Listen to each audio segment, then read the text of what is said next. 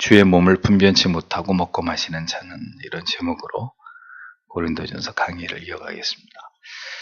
바울은 또 다른 주제를 고린도 교회 안에서 다루려고 하고 있습니다. 고린도 교회에 드러나고 있는 또 다른 문제는 성만찬의 규례를 고린도 교회 성도들이 경솔하게 여기고 이를 올바로 행하지 않았고, 또 교회 내에 편당을 이루어서 부유한 자들과 그리고 가난한 자들 이 사이에 어떤 갈등이 일어나고 있었다는 거죠. 부유한 자들이 가난한 자들을 업신여기고 무시하고, 이제 그런 모습들이 성찬 예시 가운데도 드러나서 성찬을 더럽히게 되는 이런 일들이 일어나고 있었다는 겁니다. 생각해 보십시오. 신앙을 가진 자들에게서 왜 이러한 문제들이 도출되고 있었던 것일까요? 성숙한 믿음은 하루아침에 생겨나는 것이 아니기 때문이죠.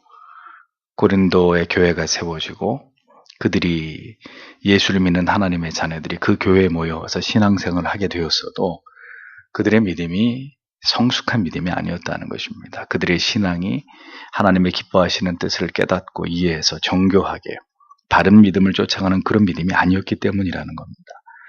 많은 우리 안에 있는 무지와 어리석음과 오류들을 말씀의 채찍을 통해서 깨닫고 부단히 그것으로 인해서 우리의 죄가 벗겨지지 않으면 예수를 믿는다고 하지만 여전히 이렇게 어린아이 같고 자기중심적이고 이기적인 모습에서 벗어나지 못한다는 것을 초대교회를 목회하고 목양하면서 끊임없이 그들에게 편지를 써서 그들의 신앙을 교정하고 교훈하려고 했던 이 바울의 서신을 보면 우리가 그런 것을 짐작하고 이해할 수가 있습니다.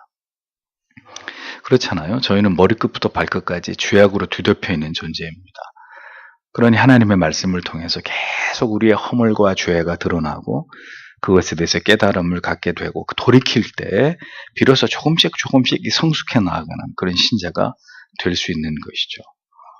그래서 신앙의 이런 오류들을 바로잡기 위해서, 그 무지를 깨우치기 위해서 사도가 이렇게 틈만 나면 초대교회 성도들에게, 교회들에게 편지를 쓰면서 그들을 그렇게 목회하는 일에 최선을 다했던 것입니다. 그러니까 이 시대 목회도 마찬가지라는 거죠. 그런 차원에서 우리 안에 있는 모든 죄와 허물과 무지에 대해서 목사가 해야 될 일이 뭐겠습니까? 철저하게 하나님의 말씀을 통해서 그 말씀의 거울 앞에 우리 자신을 비추어보게 해서 그것을 깨닫게 하는 거예요. 우리가 우리의 삶의 어떤 부분에 있어서 더 많은 진보와 변화와 더 바른 진리 위에 우리의 삶을 올려놓아야 되는지에 대해서 부단히 설명하고 교훈하고 권면해 드리면서, 그렇게 우리의 신앙이 그 현상에 머물러 있으면 안 되고 계속 자라게 해야 되는 그 일이 목회자의 사명인 거죠. 그렇게 해서 양육되어져서 성장하고 성숙해져야 되는 것이라는 겁니다. 그래서 사도가 때때로 필요에 따라서 매우 엄중하게 이렇게 성도들에게 또 교회들에게 편지를 쓰면서 그들을 바른 길로 이렇게 이끌기 위해서 부단히 노력하면서 그들을 책망하고 또 이렇게 훈도했던 것을 성경이 우리에게 보여주고 있는 거죠. 오늘도 마찬가지입니다. 사도는 매우 엄중하게 고린도 교회 성도들을 이제 책망하고 있습니다. 17절에서 19절을 다시 보면, 이제 내가 지시하려는 일에 대해서는 여러분을 칭찬하지 않겠습니다. 왜냐하면 여러분이 함께 모이는 것이 유익하기보다는 오히려 해가 되기 때문입니다.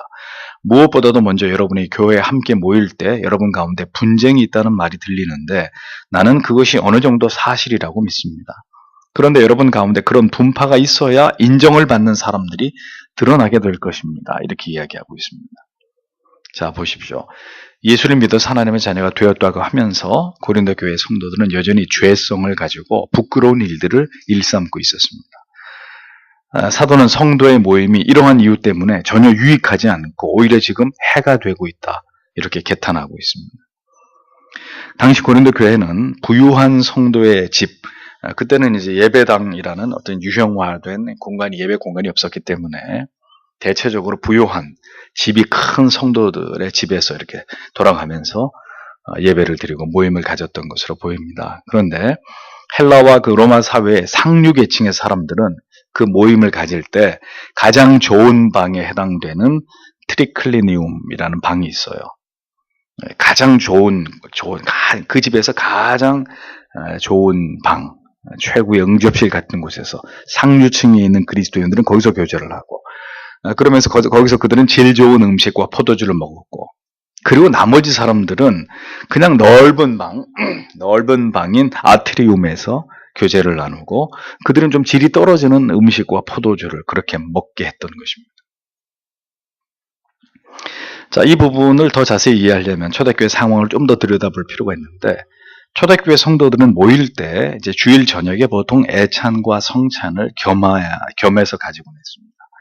그 이후에 이제 이 애찬과 성찬이 처음에는 같이 이렇게 공존했었는데, 시간이 지나면서 점차 애찬과 성찬이 분리되다가 애찬은 결국 없어지고 성찬만 남게 됐거든요. 근데 이제 이 상황에서는 애찬과 성찬이 함께 이루어지고 있는 이런 상황이었기 때문에 당연히 사람들이 성찬보다는 어디에 더 마음을 쓰고 어떤 것을 더 즐겼겠어요. 애찬에 더 사람들이 마음을 기울이고 이 먹고 마시고 여기에 더 탐하는 이런 어떤 문제점들이 드러나고 있었다는 것입니다. 이 음식을 먹을 때, 음식을 나눌 때 성숙하지 못한 성도들의 모습들이 드러나고 있었다는 거죠. 이것이 이제 교회 안의 분쟁의 화근이 되었던 것입니다. 자, 조금 뒤에서 더 자세히 설명하겠습니다. 사도는 이러한 소식을 접하면서 이제 이런 얘기들을 보고를 들으면서 전혀 이게 근거가 없는 얘기가 아닐 것이다. 분명히 이런 문제들이 그대들 안에서 지금 일어나고 있다는 것으로 내가 분명히 지금 추측할 수 있다고 이렇게 보는 거예요. 예. 그러니까 보십시오. 거룩한 모임이라고 해서 다 거룩한 건 아니라는 거죠. 고린도 교회 성도들이 다 애찬과 성찬, 다 믿는 사람들이 모였어요. 믿는 사람들이 거룩한 모임이라고 모였는데도 불구하고 가진 자와 가지지 않은 자들 사이에 갈등이 일어나고 있었고 차별이 일어나고 있었단 말이죠. 그럼 거룩한 모임일까요? 그 모임에 참여하는 자들이 복음을 통해서 진정으로 성숙한 믿음을 보이고 참된 신자가 되어져 가야 그 모임이 거룩한 것이죠. 거룩한 목적으로 모이면 다 거룩한 게 아니란 말이죠. 그 모임에 참여한 사람 한 사람이 거룩한 사람이라야 거룩한 모임이 되는 것이죠. 교회 모든 모임이 다 거룩한 것인가요? 오늘날 성도의 모임과 성격과 의미도 올바로 알지 못한 채로 되도록 모이기를 기피하는 이런 일이 일어나기도 하고, 또 반대로 열심히 모이기는 하지만 그 모임이 지극히 세속적인 모임으로 전락되기도 하는 이러한 성도의 양극화된 어떤 교제의 모습은 모두가 성경적으로 볼 때 합당치 않은 성도의 회합이다. 이렇게밖에 말할 수 없다는 겁니다. 성도들이 분파와 파당을 나누고 있는 이 옳지 못한 모습을 사도는 책망하면서, 그런데 한편으로 이러한 분쟁과 분파의 현상이 가져오는 유익을 얘기합니다. 그것은 다름 아닌 이런 분파와 분쟁이 일어날 때 뭐가 드러난다는 것입니까? 누가 참되고 성숙한 신자이고 누가 거짓되고 미숙한 신자인지가 드러나게 된다는, 그게 정확하게 구별된다는 거예요. 교회 안에는 언제든지 비회심자 또 심지어는 불택자들이 존재할 수 있습니다. 그들이 교회 안에 있으면서 뭘 해요? 모든 분쟁과 갈등의 불씨가 되죠. 끊임없이 교회를 시끄럽게 하고 목회자를 압박하고 성도들의 분란을 부추기는 이런 일들을 하잖아요. 대부분의 성도님들은 그렇지 않은데 교회 안에 잊지 말아야 될 사람들이 신자인 것처럼 교회 안에 들어와서 모든 분쟁과 파당을 조장하고 그 원인자가 되는 이런 경우들이 분명히 교회 안에 있단 말입니다.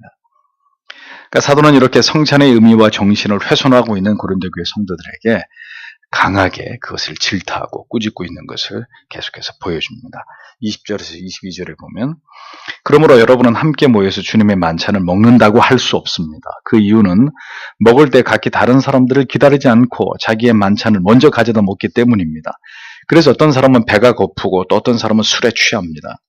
여러분에게 먹고 마실 집이 없습니까? 아니면 여러분이 하나님의 교회를 업신여기고 가진 것이 없는 사람들을 부끄럽게 하려는 것입니까? 내가 여러분에게 무엇이라고 말해야 하겠습니까? 여러분을 칭찬해야 하겠습니까? 이 일에 대해 나는 여러분을 칭찬할 수가 없습니다. 이렇게 사도가 말합니다. 사도는 고린도 교회 성도들을 향해서 그들의 모임은 성도의 모임이 아니다. 성찬이라고 볼 수 없다. 단호하게 일갈하고 있습니다. 어떻게 그리스도의 피를 나눈 성도라고 하는 자들이 먹을 것 앞에서 지체들을 전혀 배려하지 않고 식탐을 가지고 먼저 음식을 다 가져다 먹음으로 인해서 나중에 오는 가난한 성도들이 음식을 먹지 못하는 어떻게 이런 일들이 벌어질 수 있고, 그리고 애찬과 성찬이 같이 이루어지는 그 자리에서 흥청망청 포도주를 퍼마셔가지고 술이 취하는 추태까지, 어떻게 그런 모습들을 보일 수가 있느냐, 이렇게 꾸짖고 있었던 거죠. 부유한 상류층 성도들이, 가난한 성도들이나 종의 신분의 성도들이 도착하기도 전에 차린 음식을 다 먹어 치워버린 거예요. 전혀 그들을 위해서 남겨놓은 음식이 없이 포도주를 과도하게 마셔가지고 막 취해서 비틀거리는 사람들도 있고, 성도라는 사람들이. 그래서 사도는 이런 부분들에 대해서 듣고 분노하면서 그대들은 지금 성찬을 행하고 있는 것이 아니라고 단언했던 것입니다. 그러니까 무엇이 본질인지 알지 못하고 진리의 내용을 올바로 깨닫고 이해하지 못하고 행하는 모든 것들은 어떻게 돼요? 이렇게 몰상식한 작태들로 드러날 수밖에 없는 거라는 거죠. 뭘 모르고 교회가 열심히 막 해요. 자기들은 좋다고 즐겁다고 하는데 하나님이 볼 때는 전혀 합당치가 않은 것들이 교회 안에 얼마나 많은지 모른다는 거죠. 제가 과거에 부교육제 시절에 이런 얘기 자주 하고 싶지 않은데, 교회에서 성찬할 때 보면 제가 뒤에서 이렇게 보면 가관입니다. 그냥 뭔가 추태들을 다 부려요. 성찬식을 하고 있는 중에. 또 성도들이 교제를 한다면서 모여가지고 술자리를 벌이는 일도 있고, 단언하건대 그들은 성도들이 아닙니다. 그러한 자리는 아무리 교회 집사님들이 모였다 할지라도 성도의 교제라고 부를 수 없는 매우 불경스러운 죄악을 저지르고 있는 그런 자리일 뿐입니다. 모여서 개나 잡아먹고, 기도원 갔다가 개 잡아먹은 게 무슨 자랑이라고 간증도 아니고, 교회 안에 수십 개의 동아리 활동이 활성화되어 있는, 여러분 이름만 대면 알 수 있는 보수 진영이 아주 유명한 목사님의 교회도 있습니다. 교회 안에 무슨 동아리가 탁구, 테니스, 조기 축구 수십 개의 동아리가 있어요. 어떤 거룩한 모임과 활동이든 그것이 본질을 흐려서는 안 됩니다. 성도의 모임은 언제나 진리의 기준과 원리를 따라 규모 있고 성숙함 속에서 이루어져야 합니다. 참된 신자가 되는 일에 역점을 두지 않으면 교회는 이렇게 언제나 미숙하고 부끄러운 일들이 일어나는 곳이 될 수밖에 없습니다. 여러분 지난주 뉴스에 세계 문화유산지로 등록되어 있는 곳에서 교회 성도들이 야유회 가가지고 솥 걸어놓고 밥해 먹다가 뉴스에 나왔죠. 참, 아직도 그런 짓들을 한단 말이죠. 큰 소리로 예배드리고 모든 사람들이 와서, 그거를 교회에 그렇게 오픈해 준 것도 그 공원 관리소 측에서 잘못한 거지만, 그거 왜 솥단지를 걸어놓고 왜 거기서 밥을 해 먹어요? 이렇게 몰상식한 일들을 한단 말이죠. 성도의 교제라는 이름으로.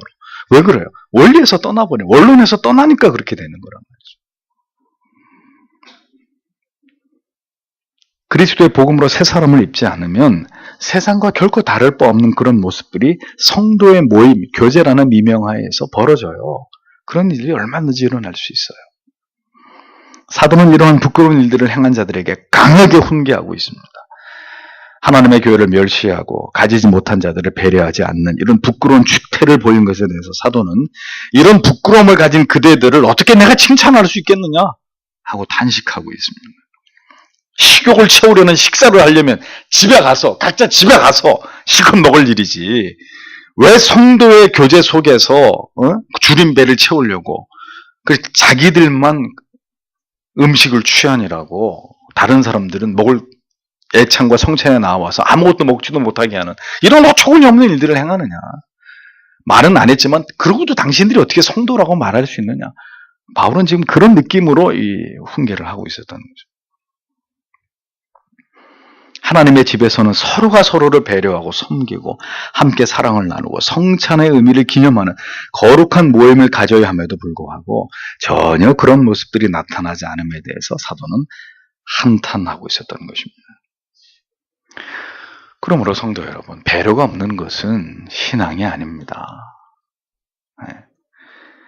가진 사람이 가지지 않은 사람을 배려하지 않고, 배운 사람이 배우지 못한 사람 배려하지 않고, 더 가진 사람이 덜 가진 사람 배려하고 섬기고 손 내밀어 주지 않으면 거기는 그리스도가 없는 거예요. 그리스도의 사랑의 공동체라고 할 수 없는 거예요. 사도는 이제 성찬의 정신, 본질에 대해서 설명하기 시작합니다. 23절에서 26절. 나는 주님께서 받은 것을 여러분에게도 전해 주었습니다. 곧 주 예수님께서 잡히시던 날 밤에 빵을 들고 감사를 드리신 다음 떼시며 말씀하셨습니다. 이것은 너희를 위한 내 몸이다. 너희들은 나를 기억하여 이것을 행하라. 또 만찬 후에 이와 같이 잔을 들고 말씀하셨습니다. 이 잔은 내 피로 세우는 새 언약이다. 너희들은 이 잔을 마실 때마다 나를 기억하여 이것을 행하라. 여러분은 이 빵을 먹고 이 잔을 마실 때마다 주님이 오실 때까지 주님의 죽으심을 선포하는 것입니다. 이렇게 적고 있습니다. 보십시오. 사도는 성찬이 어떤 의미인지를 정의하고 있습니다. 주님께서는 자신이 잡히시게 되던 그 밤에 바로 이 성찬 예식을 거행하시고 이 성찬 예식을 지정하셨습니다.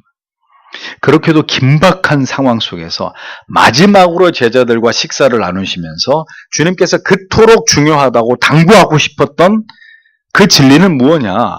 그것이 성찬 예식 안에 고스란히 담겨져 있다는 거죠. 성경을 잘 보십시오, 성도 여러분.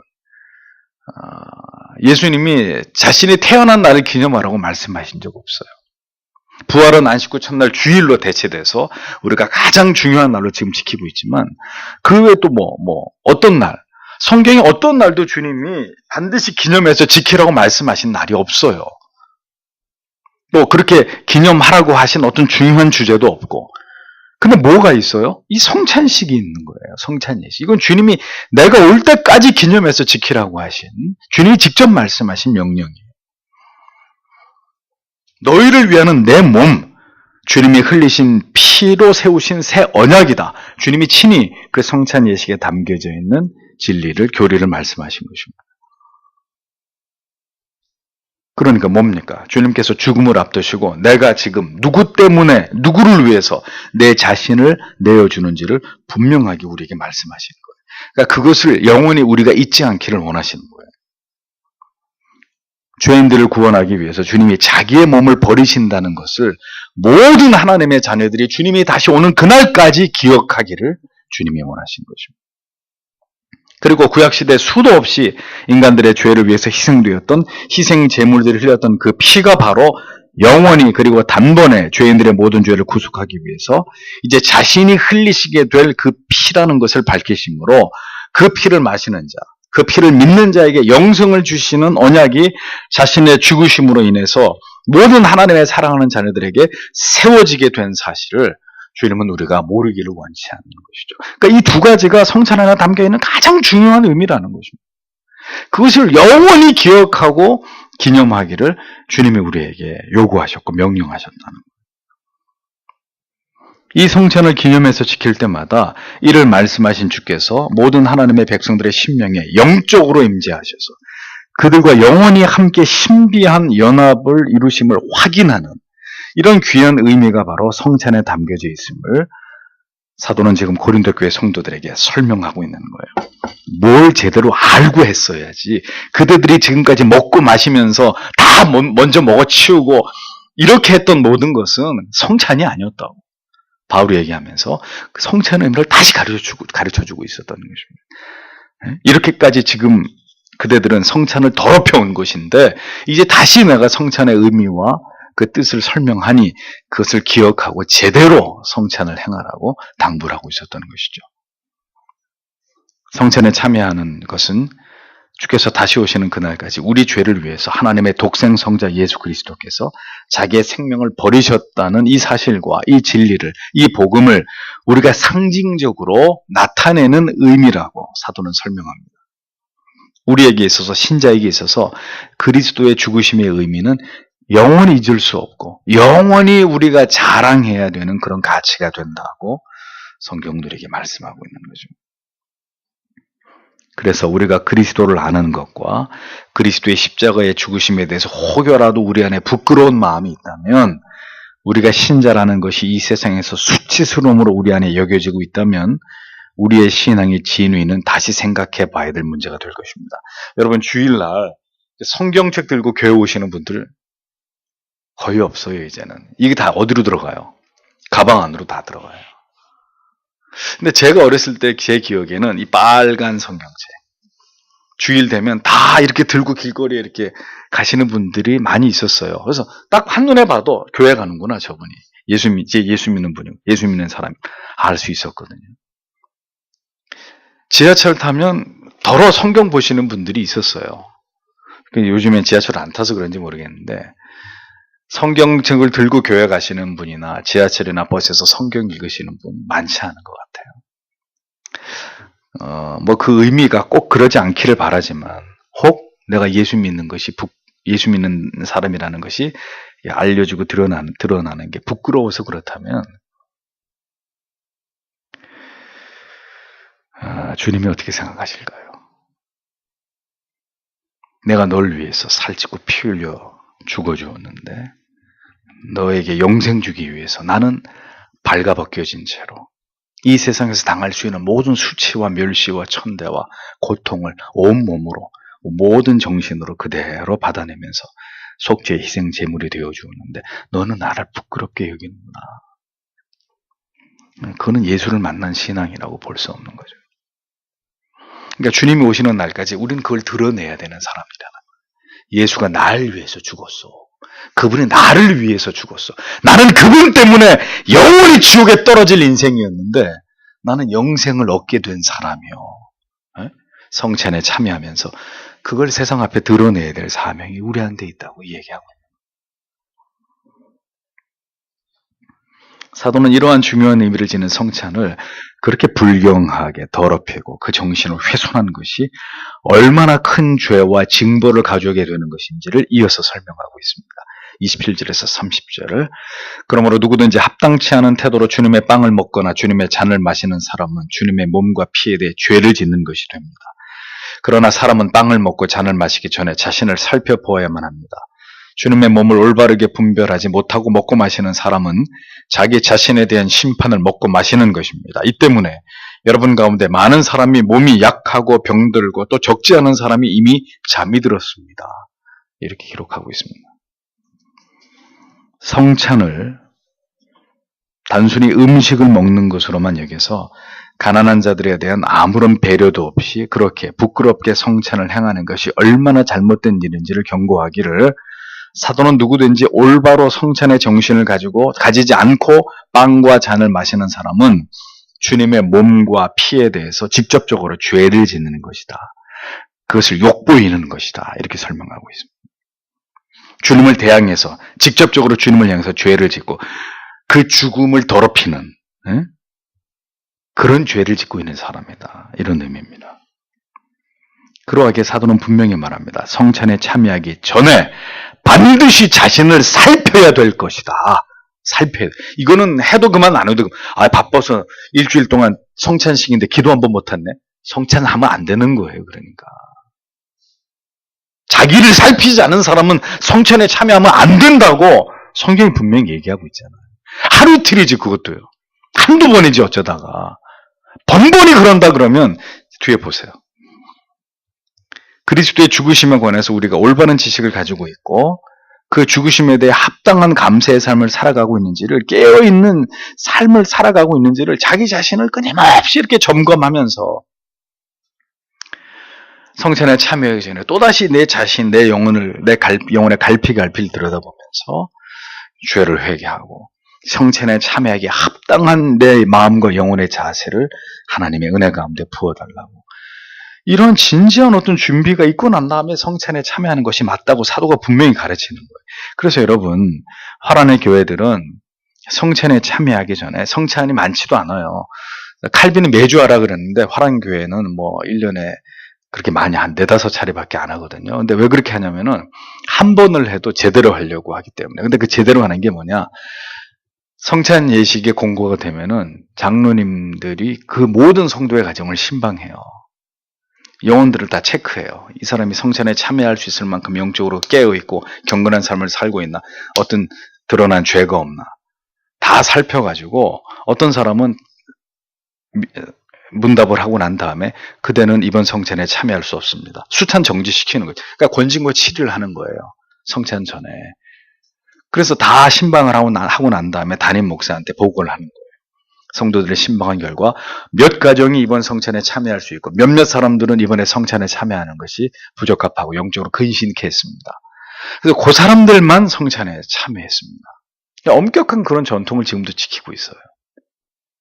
왜요? 돌아보게 하는 거예요. 자기를 살피게 만드는 거죠. 근데 그걸 죄인들이 스스로 잘 못하니까 교회가 당회가 그 일을 관장하면서 지금도 그렇게 성도들의 영혼을 관리하고 있는 겁니다. 지금 그렇게 하는지 모르겠습니다만 그런 화랑교회는 그런 전통이 있단 말이죠. 점검이 필요하다는 거예요. 이 성찬의 중요한 의미예요. 성찬은 그냥 뚝딱 오늘 성찬이었어? 그렇게 성찬식 하면 안 된단 말이죠. 이런 모든 성경이 말하고 있는 이런 절차들을 잘 밟아가면서 신중에 신중을 기하면서 성찬을 준비해야 된다고 사도가 분명히 얘기하는 겁니다.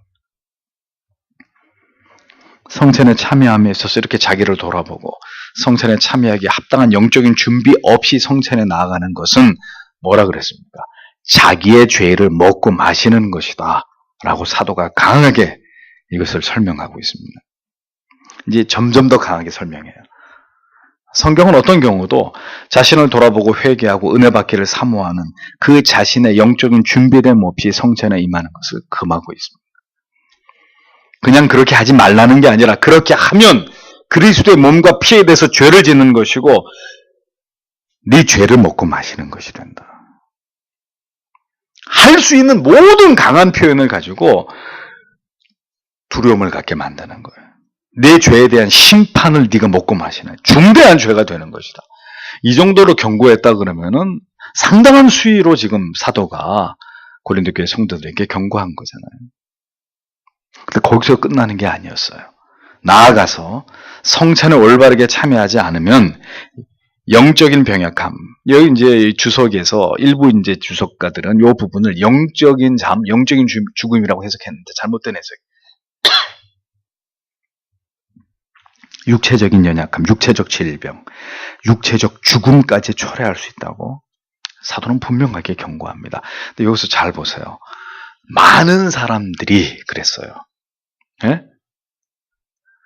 무슨 뜻이냐? 교회 안에 성찬을 이렇게 준비 없이 참여했던 많은 성도들이 육체적인 질병을 앓게 되고 심지어는 죽음까지 당하게 되는 이런 일들이 많이 있었다는 거예요.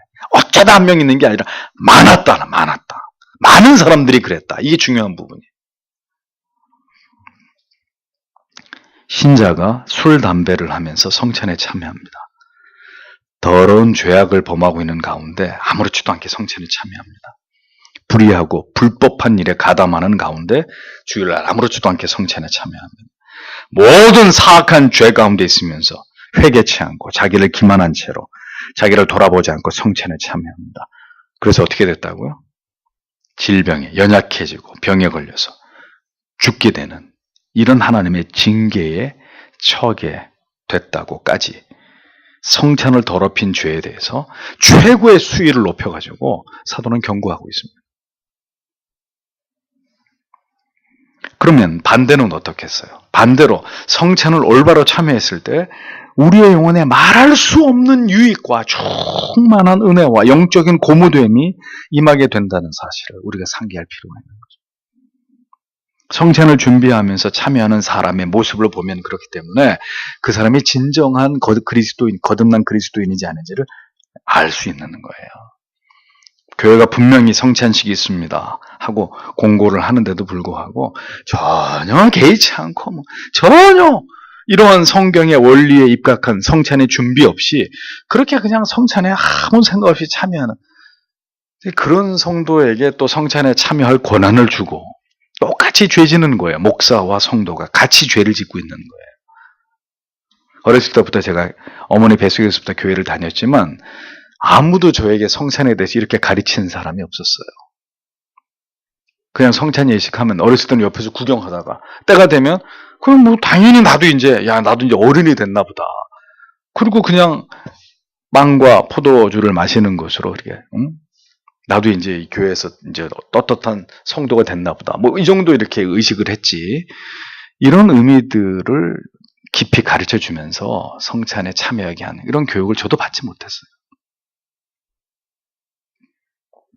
우리가 얼마나 엉터리였다는 거예요. 그러니까 이런 말씀 드리면 어떤 생각이 드는지 아세요? 아직까지 살아있는 게 다행이다. 아직까지 살아있는 게, 아직 저 병원에 중환자실에 안 누워있는 게 다행이구나. 하나님 은혜구나. 사도가 거짓말한 게 아니라면. 지극히 부주의함으로 자기를 전혀 돌아보지 않고 회개 기도 하나 없이 늘 구태의연하고 지리멸렬하게 그렇게 성찬에 참 습관적으로 타성에 젖어가지고 그런 성도님들에게 이 말씀은 매우 두려운 경고가 되기를 원합니다. 제가 다시 올리겠습니다만 내일 모레 교회 오시기 전에 이 설교를 모든 성도님들이 다 들으셔야 돼요. 오늘 교회 안 오신 분들은 홈페이지 들어가서라도 잘못된 성찬에 참여 영적인 삶과 육체의 죽음을 초래할 수 있습니다. 왜 이렇게 늘 은혜 없는 신앙생활을 할까 내가 교회만 오면 왜 자꾸 졸음이 오고 왜 맨날 이렇게 흐리멍텅 믿는 것도 아니고 안 믿는 것도 아니고 왜 이렇게 나는 이렇게 영적으로 뜨뜻미지근한 이런 신앙생활을 계속하고 있는 것일까? 여러 가지 원인이 있을 수 있겠습니다만 그 중에 하나는 뭐다? 성찬에 잘못 참여하고 있다라는 거죠. 분명히 은혜 주심의 방편인 이 성찬에 참여하는 나의 태도와 자세에 뭔가 중대한 잘못이 있다는 거예요. 그러니까 그것을 회복하지 않으면 계속 깊은 잠에 빠져서 영적인 침체에 빠져가지고 거기서 헤어나올 길이 없는 뭔가 끊어야 될 걸 끊지 않고 계속 성찬에 참여하면서 죄를 짓고 있는 뭔가 원인이 있고 문제가 있다는 거죠. 그걸 돌이켜야 돼요.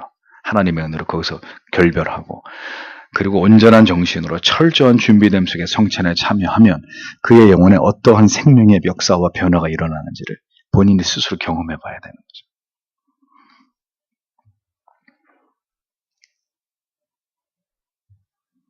많은 사람들이 병들게 됐고 죽었다고 했습니다. 기억하십시오. 그들 모두 다 교회를 다니는 신자들이었습니다.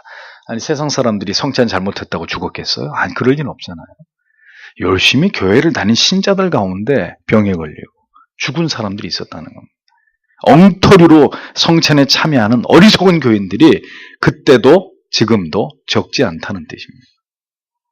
31절에서 34절 만일 우리가 자신들을 잘 분별했다면 판단을 받지 않을 것입니다. 그러나 우리가 지금 주님에게서 판단을 받아 징계를 받는 것은 우리로 하여금 세상과 함께 정죄를 받지 않도록 하려는 것입니다. 그러므로 내 형제 여러분, 여러분이 먹으려고 함께 모일 때는 서로 기다리십시오. 만일 누구든지 배가 고프면 집에서 먹도록 하십시오. 이것은 여러분의 모임이 판단받지 않도록 하기 위함입니다. 나머지 문제들은 내가 가서 처리하겠습니다. 이렇게 기록되어 있습니다. 보십시오. 성찬에 있어서 준비됨의 중요성을 우리가 충분히 인지하고 이것을 살폈다면 하나님의 징계를 피할 수 있다는 거예요. 판단이라는 건 징계를 뜻하는데 한글 성경에는 이렇게 번역이 됐습니다. 우리가 이렇게 성찬과 관련해서 징계를 받는 이유는 이 성찬의 의미를 전혀 모르는 세상과 더불어서 함께 정죄를 받지 않기 위함이라고 사도가 분명히 얘기합니다. 그리고 사도는 마지막으로 권고합니다. 애찬에 성찬에 나올 때는 먹기 위해서 나오지 말아라. 성찬의 의미를 상기하면서 하나님 앞에서 합당한 마음과 태도로 모든 성도들을 배려하면서 서로 기다리라는 거예요. 식탐을 가지고 먹는 것에 초점이 맞춰져서 그렇게 하면 안 되고 그건 성찬의 올바른 정신이 아니고 서로를 배려하고 배가 고프면 집에 가서 밥을 먹고 오든지 끝나고 가서 밥을 먹든지 성찬의 의미를 훼손시키는 부끄러운 일들로 더 이상 하나님의 징계와 심판을 받지 말라고 강조하고 있었던 거예요. 더 이상 성찬을 더럽히거나 준비되지 않은 채 참여함으로 위에서 말한 그 모든 두려운 하나님의 징계를 피하는 자들이 되라고 사도는 거듭 당부하고 있었습니다.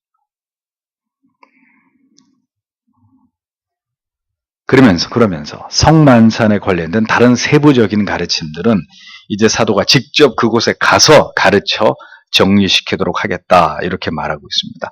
귀정하리라. 무슨 뜻입니까? 바로 잡는다는 거예요. 정리정돈시킨다는 거예요. 예. 이것은 뭘 말합니까? 사도의 권위를 뜻하는 것입니다. 무엇이든 바로잡고 교정하고 정돈하고 정리해야 될 사명과 권위와 책임이 누구에게 있다는 거죠? 사도에게 있다는 거예요. 사도든 이 시대의 목사든 모든 교회 안에 있는 오류, 성도들의 신앙 안에 있는 오류들을 교정하고 바로잡고 훈계하고 권면하고 교훈해서 그것을 정리정돈시켜야 될 책임이 하나님의 말씀을 맡은 자들에게 있다는 겁니다. 사도에게는 위로와 사랑도 있어야 되지만 그보다 더 중요한 사명은 귀정하는 일입니다. 뭔가가 그렇게 잘못됐을 때 고린도 교회가 엉망진창이 되어 있는 거 아닙니까? 영적으로 문제가 한두 가지가 아니에요. 사도가 그걸 뭐 하고 있는 거예요? 정리정돈하는 거예요. 뭐 책상이 난장판이에요. 정리정돈하는 건 뭐예요?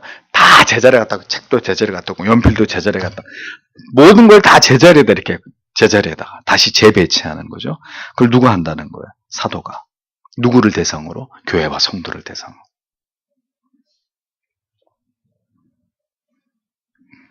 모든 규례를 정하고 지키도록 성경이 말씀하는 그 원론과 정신을 그대로 따라가도록 신앙을 총체적으로 정비할 그런 권위를 가진 자가 사도였다. 지금 시대로 말하면 그게 목회자의 책임이라는 것. 모든 영적인 올바른 지도에 복종하면서 우리의 믿음을 올곧게 세우는 일에 그렇기 때문에 그때의 고린도 교회나 지금의 교회나 최선을 다하는 것이 맞다는 것입니다.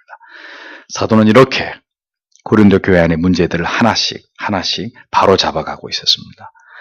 무지할 수도 있습니다. 어떻게 다 합니까? 그런데 어떤 무지의 문제는 그냥 뭐 모를 수도 있지가 아니라 우리에게 심각한 징계와 심판이 임하게 되는 그런 이유가 되기도 한다는 것에서 그 모름은, 그 무지는 심각한 문제가 될 수 있다는 거죠. 어떻게 예배 드려야 되는지 모르고 막 예배 드려요. 어떻게 기도해야 되는지 모르고 자기 마음대로 막 기도해요. 성찬 어떻게 참여해야 되는지 모르고 막 성찬 참여하면서 포도주를 이렇게 마시고 죽인다. 지금 내가 지어낸 말이 아니라 내가 직접 들은 말이에요. 성찬식 하다가. 우리 교회에서는 아니고. 얼마나 무지하면. 근데 그러면 그냥 무지하고 끝나는 게 아니라 그 무지는 우리가 상상할 수도 없는 결과를 우리의 삶에서 가져오게 된다는 거예요. 대가를 지불하게 된다는 거예요. 그리스도의 피와 몸을 더럽힌 죄. 성찬이 바로 그런 종류에 해당되는 것입니다. 교회 생활은 성례가 하나님의 뜻에 합하기를 바라고 모든 성도님들이 성경의 가르침에 따라 성찬에 참여하는 그런 성도님들이 되셔야 된다고 생각하면서 우리가 그렇게 앞으로 성찬을 준비하고 성찬에 참여할 수 있는 그런 은혜가 있기를 오늘도 기도해야 될 줄 압니다. 내일 모레는 한 명의 성도에게 세례를 주고 2명의 성도에게 입교식을 합니다. 성례를 통해 은혜를 주시는 거기 때문에 성찬을 통해서도 은혜가 있고 평생에 단 한 번인 세례나 입교 이런 성례식을 통해서도 생애적인 은혜가 있죠. 특별히 3명의 성도님들이 성례에 참여할 때 또 첫 성찬에 참여하게 될 텐데 하나님이 그들에게 주시는 큰 은혜가 있기를 여러분들께서 기도해 주시면 고맙겠습니다. 다 함께 기도하겠습니다.